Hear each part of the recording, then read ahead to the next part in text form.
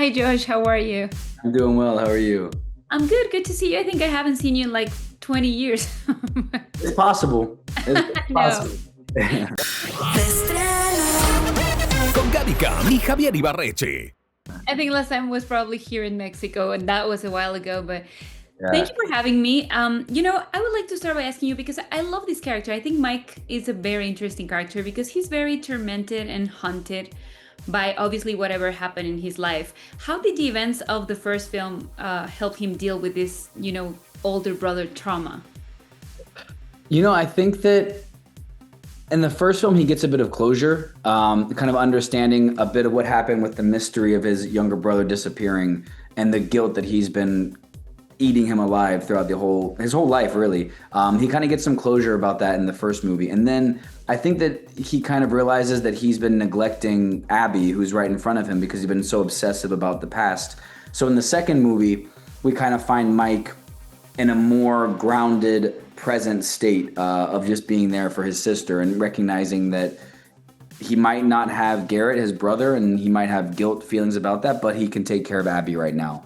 And things are going pretty good. And then Freddy's 2 happens, and things go very bad. And I actually wanted to ask you because I've heard from a lot of actors that obviously acting is kind of like tricking the mind and the body. Does the fear ever become real? Because I think it's hard as a normal person who maybe is not in the game to be fear of animatronics, though I was when I was younger.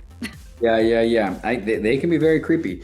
I never really got actually afraid as Josh. I think that as an actor, obviously you want to be feeling the emotion as real as possible, but you're safe on set. So it's like you don't feel that same fear. Emotionally, yes, but not like the fear feeling. Like, I think for me, Mike's fear had to always be based in like an emotional truth, and that was like the fear of losing Abby. So I could be afraid in that way, but not like of the animatronic coming at me. Like, that's just a little ridiculous. I have to confess that I watched the two trailers and then I went into forums and they kept finding like Easter eggs and I was like, oh my God, like, how come I missed that? So I wanted to ask you, did you ever go into forums as well? How far, also that's a good question, like how far can you go when you have such well-known material, like when you have to make a decision that's maybe not in the books or in the game, what's the criteria for you to go or not go with that? Yeah, I mean, it's like an endless wealth of information and theories, and I dip my toes in it. Scott Cawthon, who I'm working alongside every day on this, he really knows all this stuff through and through. So we lean a lot on him to prioritize what needs to be included in terms of the lore and whatnot. But then every department in the movie is working towards trying to figure out ways in which to incorporate more Easter eggs. So it's not just me looking at the forums, it's our set designer, it's our costume designer, we're all just looking for ways to amplify the film and the experience for the fandom even more.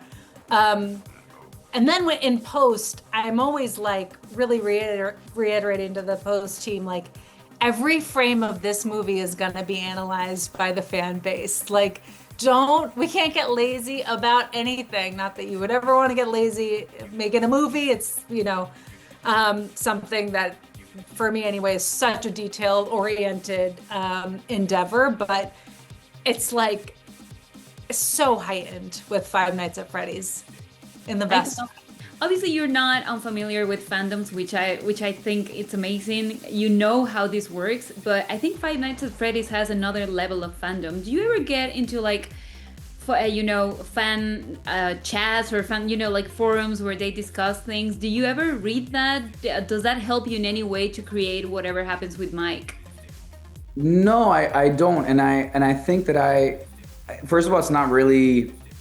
I don't go online really, so I don't really go into those worlds ever. But I think that in this situation with Mike, the fans are so creative and have created so many possibilities of what could be the story, what could be this backstory, how this could be connected or that could be connected. that I don't want that noise to confuse my version of Mike, because my version of Mike is based solely on what I talk with Scott, the game's creator, about, and with Emma, our director. That's the version that we're working with. So I haven't gone on into any of the deep dives. So Emma, I wanted to ask you, how did you make sure, because I feel like we got a little bit of that in the first film, but I think fans are really looking forward to it in the second film. How did you make sure you translated the gamer's experience? Because I feel like that's quite a very important part of, obviously, Five Nights at Freddy's. It is. We were, one of the ways in which we were trying to pay homage to the game, of course, was really authentic set designs, really authentic and exciting animatronic designs. And when I say authentic, I mean true to the game.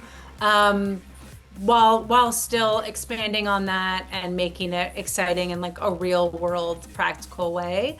But with the sequel, we've done even more service to the fan base, and also I think gameplay. Like there are sequences that the fans are going to recognize from their own experience playing the game that I think is going to be very exciting for them. So hopefully there's even more in the sequel that they can just be excited about. What's your favorite animatronic and your least favorite one? Okay, my favorite is probably Bonnie. Mm-hmm. Bonnie's very cool. Got the guitar, good vibes. I like that a lot. And least favorite's Cupcake. But it's also like my weird favorite at the same time. I'm terrified of Cupcake just because it's like small and just like aggressive and can move in crazy ways. But I also kind of like it because it is scary. Yeah, but number one's probably Bonnie. Which leads me to my last question. How much of an expert do you need to be in Five Nights at Freddy's? Me personally? Yes. I am not at all an expert.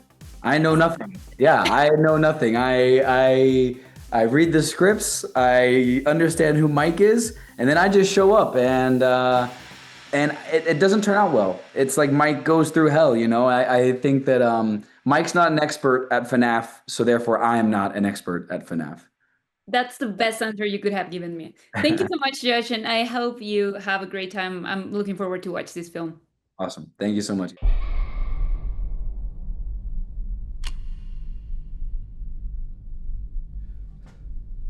Esta cosa no creo que funcione.